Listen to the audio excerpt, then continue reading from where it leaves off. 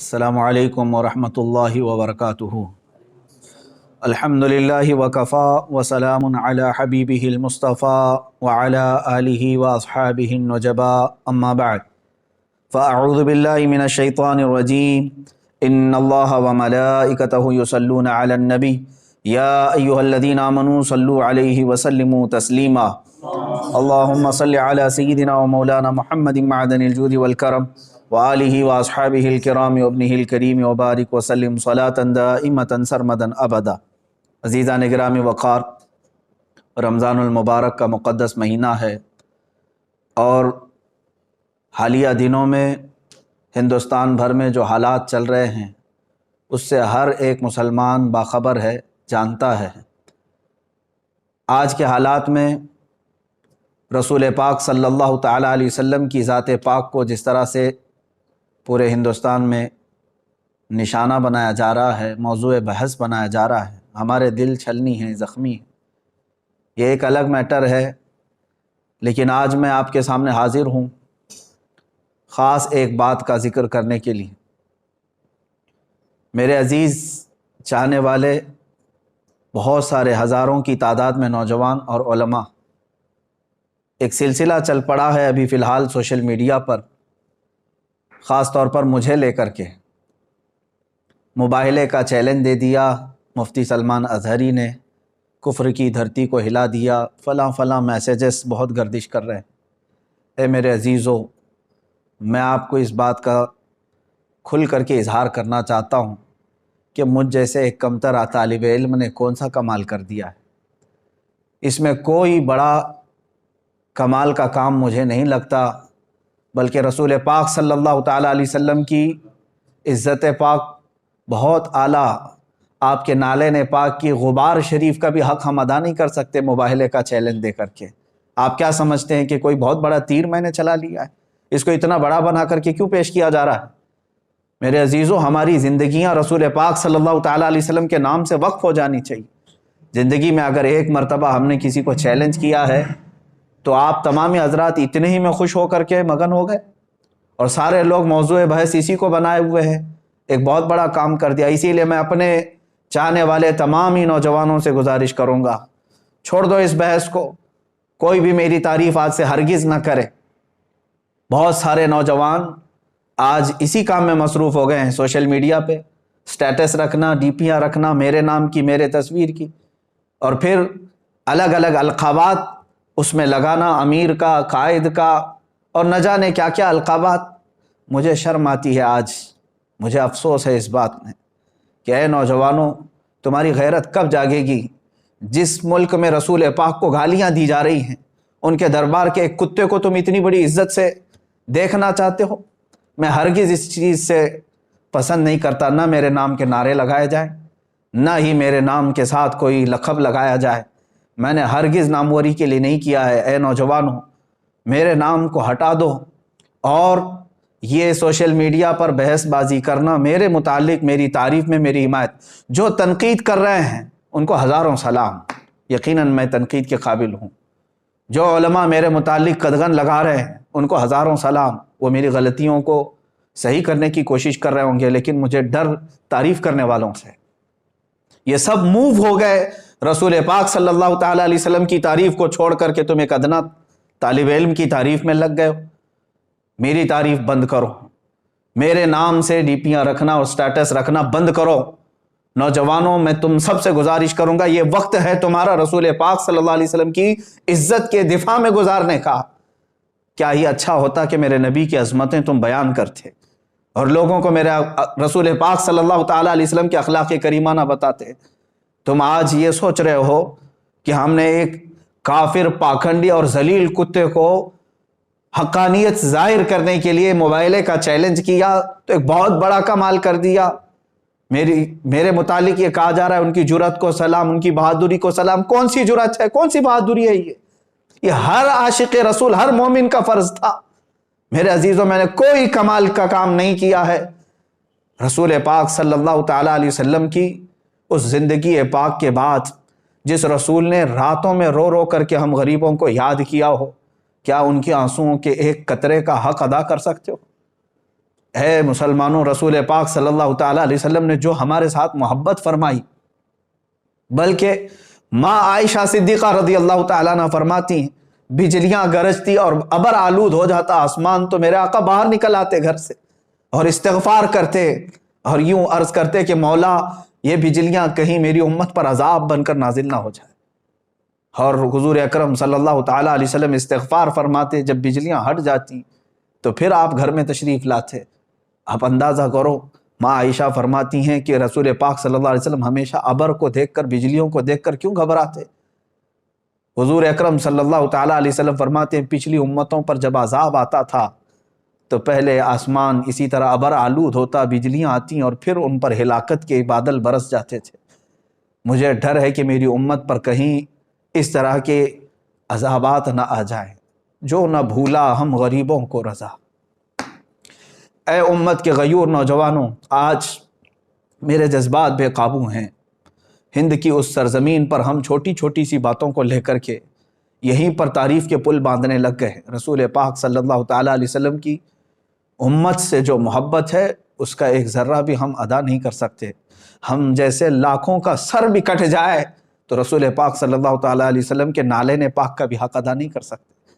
میرے عزیزو، مصطفیٰ کریم صلی اللہ تعالیٰ علیہ وسلم اپنے آخری وقت میں بھی جس دن حضور کا وصال ہوا اس دن بھی اپنی امت کی خیر کے لیے دعا فرمائی، اپنی امت کی خیر کے لیے دعا فرمائی کہ اے رب ذوالجلال، جو سکرات کی تکلیف ہے وہ میری امت پر نہ آئے، اور جو رسول پاک صلی اللہ تعالیٰ علیہ وسلم قبر انور میں سونے کے وقت بھی اپنی غریب امت کو یاد فرمائیں، معراج کے سفر میں اپنی غریب امت کو یاد فرمائیں۔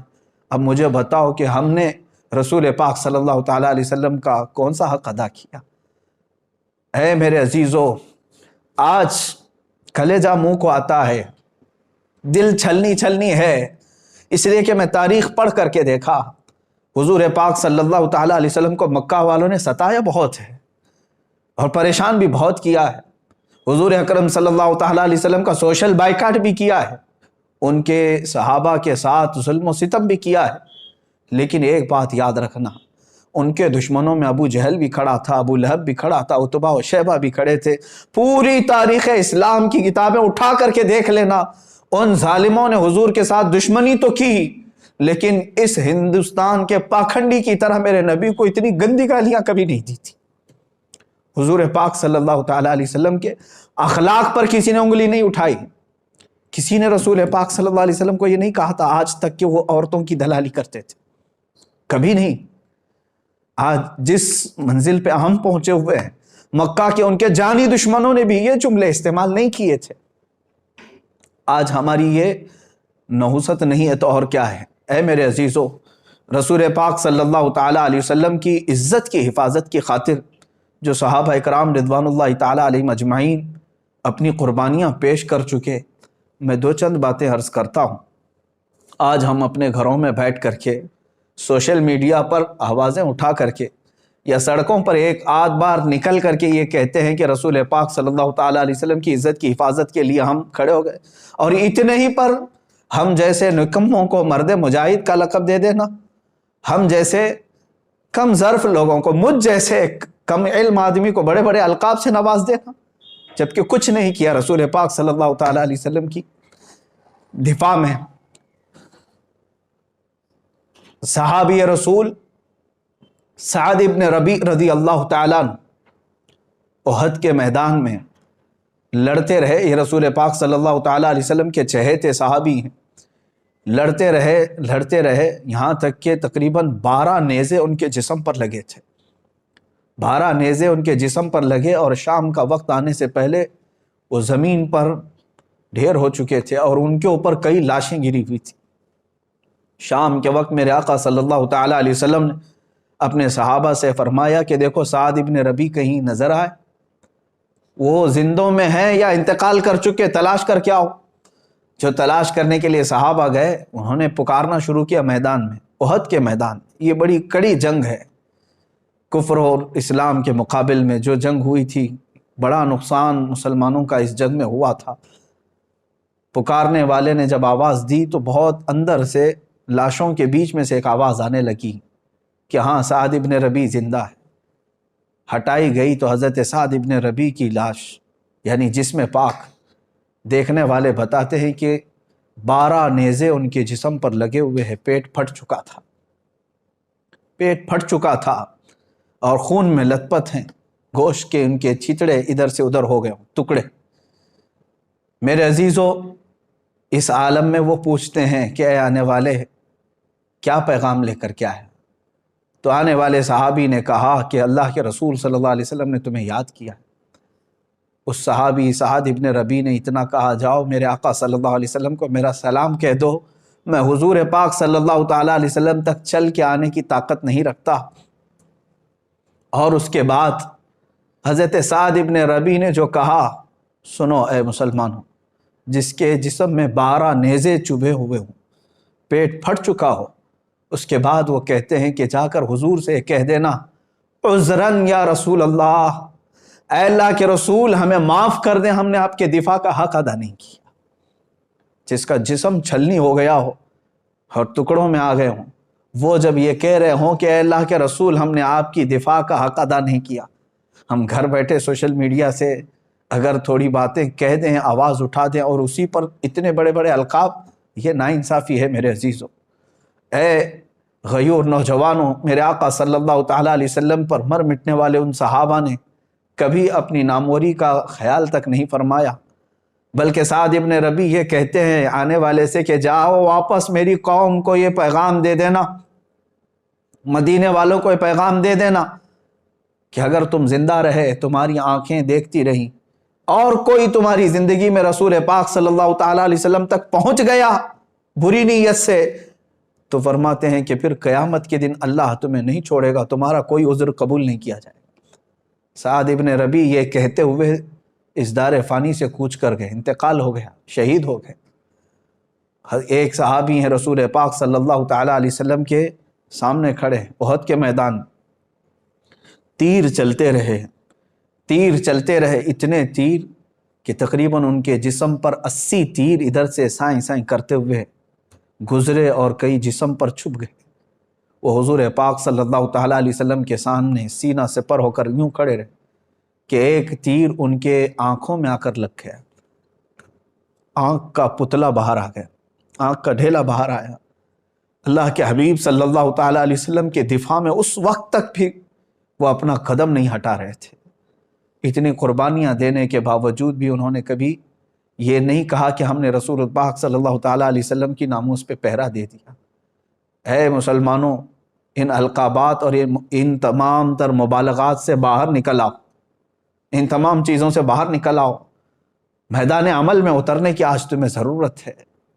اللہ کے حبیب صلی اللہ تعالیٰ علیہ وسلم کی عزت کی حفاظت کے لیے جنہوں نے کیا، آج میرا دل درد کر رہا تھا، اس لیے میں آپ کے سامنے حاضر آ گیا۔ سلطان صلاح الدین ایوبی رحمۃ اللہ تعالیٰ علیہ کی وفات یاد آتی ہے۔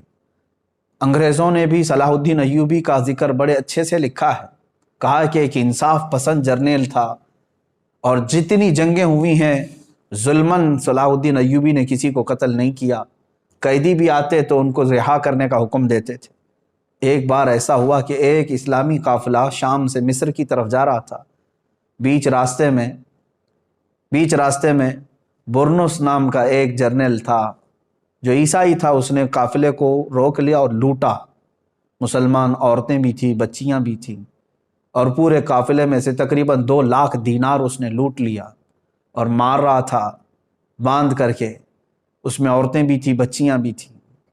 تو ان لوگوں نے رحم کے لیے کہا، تو اس ظالم نے کیا کہا، کہاں ہے تمہارا محمد، اس کو بلاؤ، مدد کیوں نہیں کرنے آتا، معاذ اللہ، اتنا کہا تھا انہوں نے، ادعوہ محمد ینصرکم، تم بلاؤ اپنے اسی محمد کو، رسول پاک صلی اللہ علیہ وسلم کی مدد، کہ وہ تمہاری مدد کرے، تم بہت کہتے ہو نا رسول رسول، لیکن یہ واقعہ ہو گیا، لٹ گئے، اور کسی نے آ کر کے صلاح الدین ایوبی کو ذکر کر دیا۔ مصر میں ان کی جب خلافت تھی، صلاح الدین ایوبی اس زمانے میں بہت سخت بیمار تھے، بیماری کے عالم میں وہ تڑپ گئے اور کہا، اے اللہ، ایک آخری میں تیری بارگاہ میں منت مانگتا ہوں، مجھے شفا یابی دے دے، مجھے صحت یابی دے دے، اور پھر اس برنس کو میں بتاؤں کہ محمد صلی اللہ علیہ وسلم مدد کیسے کرتے ہیں۔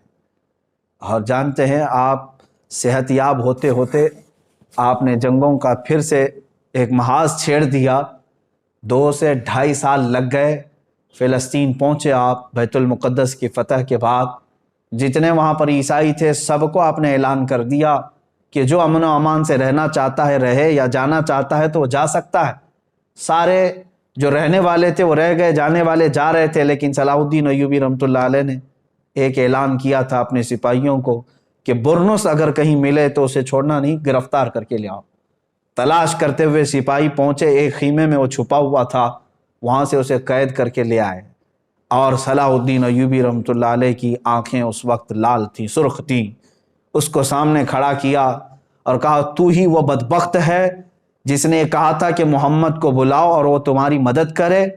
اللہ اکبر۔ یہ جملہ دہرانے کے بعد صلاح الدین ایوبی رحمۃ اللہ علیہ اپنی تلوار اٹھاتے ہیں۔ وہ کہتا ہے صلاح الدین تم تو جنگی قیدیوں کو معاف کرتے ہو، چھوڑ دیتے ہو۔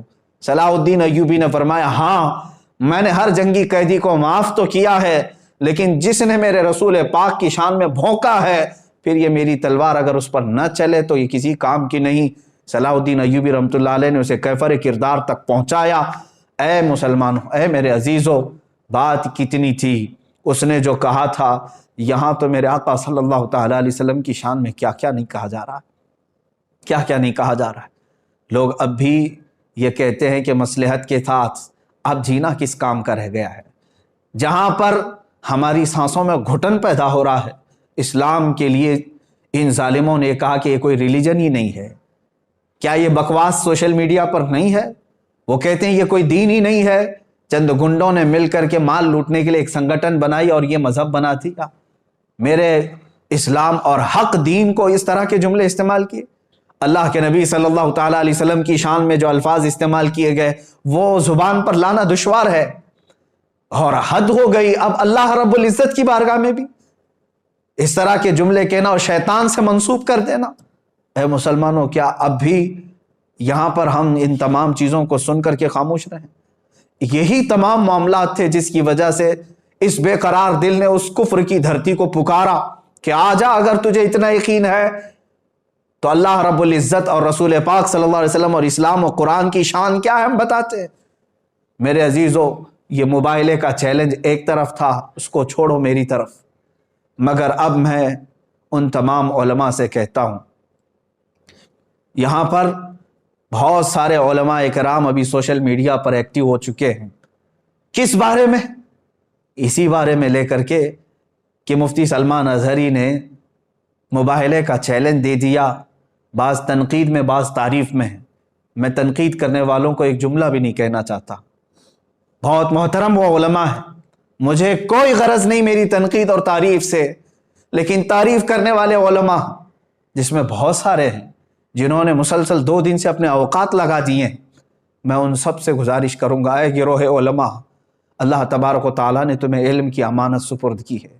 حد ہو گئی، مجھے تعریف کے جو لیٹر بھیجے جا رہے ہیں، آڈیو بھیجے جا رہے ہیں، میسیجز بھیجے جا رہے ہیں، میرا دماغ پکنے لگ گیا کہ یہ سارے لوگ مل کر کے جتنی میری تعریف پر لگ گئے، کاش رسول پاک صلی اللہ تعالیٰ علیہ وسلم کے لیے لگاتے تو انہیں بہت بڑا اجر ملتا۔ میں تو ایک سادہ سا آدمی تھا، آج ہے کل مر جاؤں گا، ہماری کوئی تاریخ نہیں ہے، ہماری اپنی کوئی حیثیت نہیں ہے، ہم نے جو کچھ بھی کیا ہے وہ صرف رسول پاک صلی اللہ تعالیٰ علیہ وسلم کی محبت کا ایک درد تھا۔ میرے عزیزو، اگر میں نہیں اٹھتا تو کوئی نہ کوئی ایک عام نوجوان بھی اٹھتا۔ اس میں ابھی مجھے بھیجی گئی ہے، کئی علماء ہیں، میں اب کتنوں کے نام ذکر کروں۔ مفتی گلفام صاحب نے ابھی ایک بیان نشر کیا، بار بار انہوں نے یہ اس میں تائید کا اظہار کیا کہ ہم کھڑے ہیں، مباہلے میں ہم آنے کو تیار ہیں۔ مفتی عالمگیر اشرف صاحب، مولانا طارق انور مصباحی صاحب، مفتی راحت علی صاحب، مفتی نثار احمد مصباحی صاحب، یہ تمام علماء، مولانا توصیف صاحب سنبھل سے، اور کئی جگہ کے بڑے بڑے علماء جو تنظیمیں چلاتے ہیں، کرناٹک سے، راجستھان سے، اور کئی خلفاء اور مشائخ، میں ان سب سے گزارش کروں گا، اے گروہ علماء، اللہ نے آپ کو قلم کی اور زبان کی جولانیت عطا کی۔ میں دیکھتا ہوں یہ میرے محترم علماء جب لکھتے ہیں اس میں بہت اچھی تحریریں ہیں ان کی، لیکن میرے دفاع کے لیے اپنے قلم کو استعمال کرنا بند کر دو۔ جو تنقید کر رہے ہیں وہ ٹھیک ہے، لیکن تعریف کرنے والے علماء، میری ایک عاجزانہ اپیل ہے آپ سب سے، عاجزانہ اپیل ہے، میں کوئی دکھاوے کے لیے بات نہیں کر رہا ہوں، قلم اٹھاؤ، اسلام پر جتنے حملے یہ پاکھنڈی کر رہے ہیں ان کا منہ توڑ جواب دو۔ اللہ نے تمہیں قلم کی برکت عطا کی ہے، زبان کی اللہ نے جولانیت عطا کی ہے، اٹھاؤ، تقابل ادیان کو دیکھو آپ۔ اور آریہ سماج کے پنڈتوں نے جتنے اعتراضات کیے تھے ان اعتراضات کے جواب علماء حق نے، علماء ربانیین نے دیے۔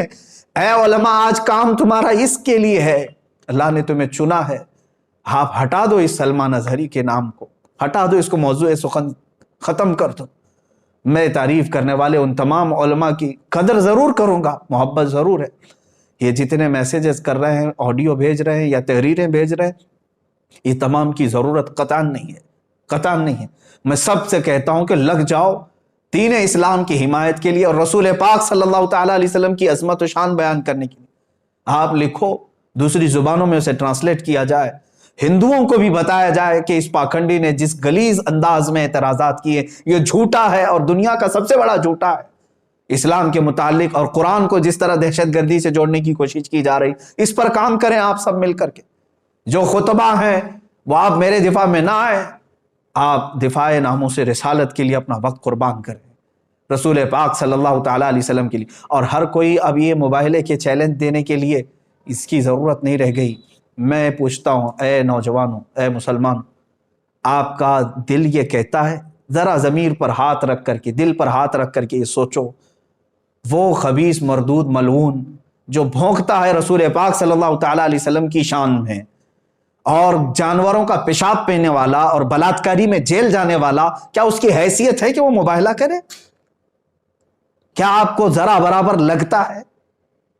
بہرحال یہ اسلام کی حقانیت کو ظاہر کرنے کے لیے جو کہہ دیا تھا وہ ہے، انشاءاللہ وہ برقرار رہے گا، لیکن آپ اپنا وقت اس بارے میں نہ لگاؤ، میری حمایت میں، میری تائید میں۔ ہاں، دعا ضرور کریں، میں دعاؤں کا محتاج ضرور ہوں، دعاؤں کا محتاج ضرور ہوں۔ اور سچ بات میں بتاؤں، حقیقت میں میرے عزیزو، ہم نے ایک کتے کے برابر بھی کام نہیں کیا ہے ابھی۔ بڑی بات نہیں کہہ رہا ہوں، اس لیے کہ تاتاریوں نے بغداد پر حملہ کیا تھا تو تاتاری بادشاہ نے ایک بار علماء حق کو زنجیروں میں باندھ کر کے اپنے دربار میں الٹا لٹایا اور ایک عیسائی پادری کو بلا کر کے کہا کہ ان کے نبی کی شان میں جتنی بری باتیں ہو سکتی ہیں مغلظات بکو ان کے سامنے، یہی ان کو سزا ہے، ان کے لیے دردناک سزا ہے۔ جن کے زنجیروں میں ہاتھ بندھے ہوئے ہیں وہ لیٹے ہوئے ہیں دربار میں، بڑے مجمع کے ساتھ سپاہی بھی موجود ہیں۔ بادشاہ کا اس دربار میں کتا تھا جو زنجیر سے بندھا رہتا تھا، سونے کی زنجیر سے۔ میرے عزیز و تاریخ کی کتابوں میں اٹھاؤ، بڑے معتمد اور مستند علماء اسلام نے اس کو نقل فرمایا ہے۔ جیسے ہی وہ پادری رسول پاک صلی اللہ علیہ وسلم کی شان میں ہرزہ سرائی شروع کیا، کتا بھونکنے لگ گیا، وہ خاموش ہوا۔ تھوڑی دیر کے بعد پھر وہ مغلظات بکنے لگا، کتا پھر بھونکنے لگا۔ لوگوں نے کہا تیری تقریر پہ، تیرے بیان پہ تو نہیں بھونک رہا ہے۔ اس نے کہا ارے وہ جانور ہے، میں جو بول رہا ہوں اس کی کیا سمجھ میں آتا ہے۔ تیسری بار جب پھر وہ مغلظات شروع کیا، محمد ایسے، محمد ویسے، معاذ اللہ رب العالمین، کتا زنجیر توڑ کر کے اچھل کر کے آیا اور دم زدن میں اس پاکھنڈی پادری کے اوپر چڑھ گیا اور اس کو دم زدن میں چیر کر رکھ دیا۔ سب کے سامنے اس کتے نے اس کی زبان کو ختم ہی کر دیا، وہ مر گیا اسی جگہ پر۔ اس واقعے کو نقل کیا ہے معتمد علماء اسلام نے، اور اس کی اس بات کو دیکھ کر کے پورے مجمع میں ایسی ہیبت طاری ہو گئی، ایسی ہیبت طاری ہو گئی کہ ایک جانور ہے اور وہ گستاخی کو نہیں سنبھال سکتا، سن نہیں سکتا، برداشت نہیں کر سکتا، اور پھر ایسا حملہ کیا۔ اس مجمع کے بعد کئی لوگ دائرہ اسلام میں بھی داخل ہوئے، جو کفر و شرک کی دھرتی میں موجود تھے وہ دائرہ اسلام میں آئے۔ اسی لیے میں نے کہا کہ اس کتے کے برابر بھی کام نہیں کیا۔ میرے عزیزو، آپ سب سے میں یہی کہوں گا کہ آپ تمام حضرات اپنے اس قیمتی وقت کو میرے دفاع میں، تائید میں، حمایت میں نہ صرف کریں۔ جو رسول پاک صلی اللہ تعالیٰ علیہ وسلم سے تھوڑی سی بھی محبت رکھتا ہے، میں ہر سنی نوجوان سے آج کہوں گا، اگر تمہیں آج کا یہ موبائلے کا چیلنج ہاٹ ٹاپک لگتا ہے، ہاٹ ایشو لگتا ہے، اور دیکھنا چاہتے ہو کہ اب کیا ہوگا، کل کیا ہوگا، انشاءاللہ العزیز 17 رمضان المبارک کو حق واضح ہو ہی جائے گا، لیکن اس سے قبل میں ہر سنی جوان سے یہ کہوں گا کہ آ جاؤ، مصطفیٰ کریم صلی اللہ تعالیٰ علیہ وسلم کے قدموں میں تمہاری عزت ہے۔ تم نے پوری زندگی بھر نہ جانے کتنے غلامیوں کے پٹے اپنے گلے میں ڈال رکھے ہیں، تم اپنے گلوں سے ان زنجیروں کو توڑ کر کے آ نہیں پا رہے ہو۔ کتا تو سونے کی زنجیر بھی توڑ کر کے آ گیا تھا، اب ہمارے پاس جو غلامی کی زنجیریں ہیں وہ فیشن پرستی کی زنجیریں ہیں، مصلحت پسندی کی زنجیریں ہیں، گناہوں کی لت جو پڑی ہے یہ زنجیریں ہیں، بزدلانہ زنجیریں تمہارے گلوں میں پڑی ہوئی ہے، توڑ کر کے آ جاؤ۔ کون کہتا ہے کہ رسول پاک صلی اللہ تعالیٰ علیہ وسلم کا چہرہ خراب تھا؟ تمہیں یقین نہیں ہے؟ دنیا کا سارا حسن و جمال میرے رب ذوالجلال نے میرے مصطفیٰ کو عطا کیا تھا، اس حسین رسول پاک صلی اللہ تعالیٰ علیہ وسلم کے تم پیروکار ہو، تو پھر کیوں اس رسول پاک کے اخلاق کو اپنانے سے تم ہچکچاتے ہو؟ کیوں ڈرتے ہو؟ ہزار تانوں کو چھوڑ دو لوگ کیا کہتے ہیں، تم یہ دیکھو کہ میرے آقا کل قیامت کے دن مجھے کیا کہیں گے، میرا چہرہ دیکھنے کے بعد حضور صلی اللہ تعالیٰ علیہ وسلم کیا کہیں گے۔ میں نے چہرہ یہودیوں کا بنایا، میں نے چہرہ کفار و حنود کا بنایا، اور بات کرتا ہوں رسول پاک صلی اللہ علیہ وسلم کی۔ اے مسلمانوں، میں آپ تمام سے یہی گزارش کروں گا کہ حضور پاک صلی اللہ تعالیٰ علیہ وسلم کی طرف آ جاؤ، اٹھو وہ گر نہ حشر نہ ہوگا پھر کبھی، دوڑو کہ زمانہ چال اپنی چل گیا۔ اور آج میں اسی بات پر آپ سب کو یہ میسج ضرور دینا چاہوں گا، کیوں نام محمد پر مر نہ جائیں ہم عزت سے، یوں بھی تو ہمیں دنیا سے ایک دن تو جانا ہے، یوں بھی تو کسی دن ہم کو دنیا سے تو جانا ہے۔ رسول پاک صلی اللہ تعالیٰ علیہ وسلم کے ہو کر کے جائیں گے تو قیامت کے دن سر بلند رہو گے، سرخرو رہو گے۔ اس لیے کہ میرے عزیزوں، ہمارا یہ قان ہے، ہمارا یقین ہے، ہمارا یہ بھروسہ ہے کہ ہماری قبر میں بھی رسول پاک صلی اللہ علیہ وسلم تشریف لائیں گے۔ قیامت کے دن انہی کی شفاعت اور سفارش ہمارے لیے کام آئے گی، تو دنیا میں ان کے ہو جاؤ اور انہی کی طرف لو لگا لو، اور اپنا جینا مرنا رسول پاک کے لیے کر دو۔ سیدی سرکار اعلیٰ حضرت فاضل بریلوی رضی اللہ تعالیٰ عنہ نے اپنی پوری زندگی دفاع ناموس رسالت کے لیے وقف کر دی۔ ہزار ان کے زمانے میں بھی ان کو لے کر کے تنقیدیں اور تعریفیں ہوتی رہی ہوں گی، لیکن ان کی کتابوں میں مجھے بتاؤ کہاں انہوں نے اپنی تنقید کرنے والوں کے لیے کیا لکھا، تعریف کرنے والوں کے لیے کیا لکھا، بلکہ کہیں پر کچھ ملتا نہیں ہے۔ انہوں نے تو صرف یہ کہا ہے، کروں مدح اہل دول رضا، پڑے اس بلا میں میری بھلا، میں گدا ہوں اپنے کریم کا، میرا دین پا رہے نہ نہیں۔ انہوں نے تو زندگی بھر رسول پاک صلی اللہ تعالیٰ علیہ وسلم کے لیے قلم اٹھایا۔ میں خاص طور پر آج سوشل میڈیا پر ایکٹیو علماء کے لیے ہی سامنے آیا تھا کہ آج قوم آپ کی طرف دیکھ رہی ہے، اور آپ مجھ جیسے ایک کمتر اور چھوٹے سے طالب علم کے دفاع میں اور حمایت میں اپنے قلموں کا استعمال نہ کریں۔ حضور پاک صلی اللہ تعالیٰ علیہ وسلم کے لیے، شان اسلام کے لیے، اور کفار و مشرکین جو بھدے اعتراضات کرتے ہیں ان کا منہ توڑ دنداں شکن جواب دینے کے لیے اپنے قلم کی جولانیت کا استعمال کریں، خطبہ اپنی زبانوں کو انہی کے لیے استعمال کریں، اس لیے کہ اللہ نے یہ امانت کے طور پر آپ کو علم دیا ہے، اور آپ کو یہ علم خرچ کرنا ہی ہے رسول پاک صلی اللہ تعالیٰ علیہ وسلم کی عزت کی حفاظت کے لیے۔ اور آخر میں یہی کہوں گا، جس کو اعلیٰ حضرت رضی اللہ تعالیٰ عنہ نے بطور میسج ہمیں دیا ہے، انہیں جانا انہیں مانا، نہ رکھا غیر سے کام، للہ الحمد میں دنیا سے مسلمان گیا۔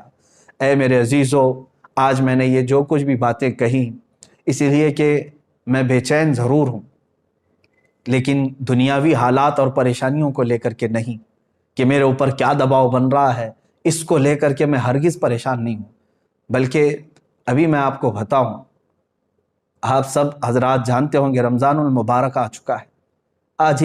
کل ہی میرے پاس ایک نوجوان بچہ آیا، انجینئر بھی ہے، بیٹھے تھوڑی دیر بات کرنے کے بعد بتایا اس نے کہ پچھلے 1.5 مہینے سے وہ کھانے کو، گوشت کو ہاتھ تک نہیں لگایا، صرف اس لیے کہ جس جگہ رسول پاک صلی اللہ تعالیٰ علیہ وسلم کو گالیاں دی جا رہی ہوں اور میں نرم نرم غذائیں کھاؤں۔ اس نوجوان کی اس بات کے بعد کیا ہمارا دل کھول نہیں جاتا؟ ہم بھی تو آج سارے لوگ مستیوں میں ہیں، ہمارے پاس جو کچھ بھی دیا ہوا ہے وہ رسول پاک کے نام کا ہے، علماء آپ سب کو معلوم ہے، مشائخ آپ سب کو معلوم ہے، ہم آج تک رسول پاک کے نام پر ہی کھا رہے ہیں، حضور پاک صلی اللہ تعالیٰ علیہ وسلم کا نام لیتے ہیں اور کھاتے ہیں، لیکن آج تک میری اتنی عمر میں میرے باپ کو، میری ماں کو یا میرے بھائیوں کو ایسی گالیاں تو میں نے اب تک نہیں سنی جس طرح کی گالیاں اس خبیث ملعون نے میرے نبی کو دی۔ تم بتاؤ، تم اپنی زندگیوں میں نوجوان ہو، تمہیں ایسی گالیاں کس نے دی تھی آج تک؟ تم بتاؤ، تمہاری داڑھیوں کو دیکھ کر کے لوگ گالیاں نہیں دیتے، آج تم سر پہ ٹوپی رکھتے ہو تو تمہیں لوگ گالیاں نہیں دیتے، تمہاری ماں کو اور تمہارے باپ کو کس نے اس قدر گالیاں دی تھی؟ تمہیں کبھی کسی نے دلال کہا عورتوں کا؟ لیکن دنیا کے سب سے پاکیزہ انسان کو جس نے اس طرح کے الفاظ استعمال کیے، آپ بتاؤ اب اس کے بعد اگر ہمارے جذبات بے قابو نہ ہو تو اور کیا ہو؟ ہم نے اپنے گھر والوں کے لیے کبھی اس طرح کی گالیاں نہیں سنی۔ اب میں اپنے اس گفتگو کو ڈائیورٹ کرتے ہوئے کہتا ہوں، ان ہندوؤں سے بھی، ان پاکھنڈیوں سے بھی، اگر تم نے طے کر ہی لیا ہے کہ مسلمانوں کو ٹھیس پہنچانا ہے تو لے لو ہم سب کی زندگیوں کو اور آج ہی سے کوسنا شروع کرو، ہمیں جتنی گالیاں دیتے ہو دے لو۔ ایک بار میرے مصطفیٰ صلی اللہ تعالیٰ علیہ وسلم کی طرف انگلی اٹھانا چھوڑ دو، اس قرآن عظیم کو بولنا چھوڑ دو۔ ہماری زندگیاں موجود ہیں میرے عزیزو۔